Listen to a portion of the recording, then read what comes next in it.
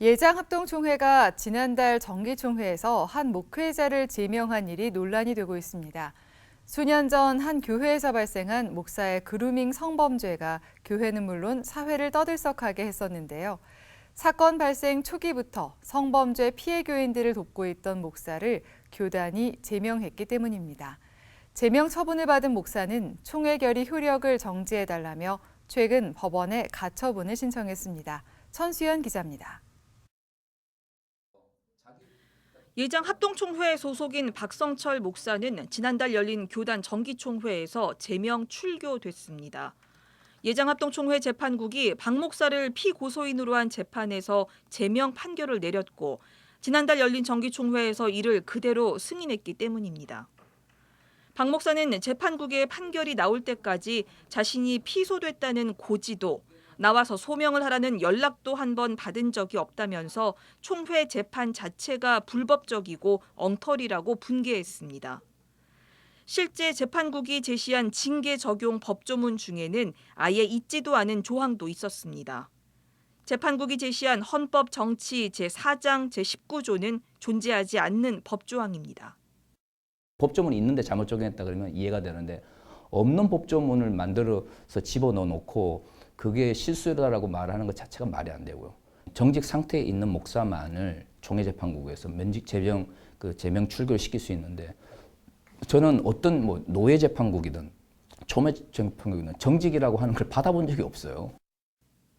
총회 재판국이 헌법과 절차에도 맞지 않게 박 목사를 제명까지 한 이유는 뭘까?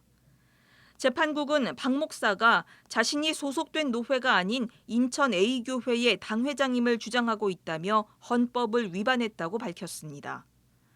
박 목사는 지난 2021년 법원을 통해 인천 A교회의 임시 당회장을 맡게 됐습니다.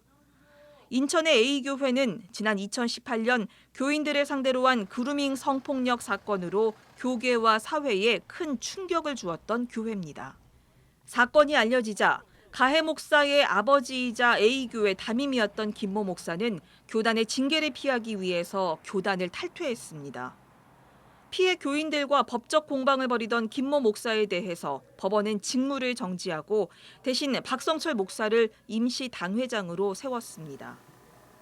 박 목사를 총회에 고소한 사람은 바로 A교회 김모 목사에게 전권을 위임받은 것으로 알려진 B 목사입니다.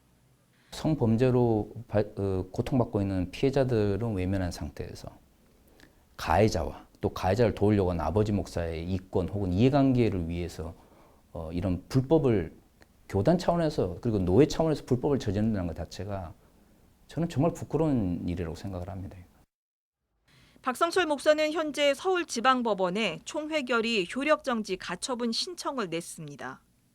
불법적으로 한 교단의 목사를 쫓아낼 수 있다 그러면 마음에 안 드는 목사를 불법을 저지르지 않았어도 재판국이 불법적으로 누구든지 쫓아낼 수 있는 거예요. 박 목사는 총회가 불법 재판을 무비판적으로 받아줬다면서 재판국과 함께 총회도 무거운 책임감을 가져야 한다고 덧붙였습니다. CBS 뉴스 천수연입니다.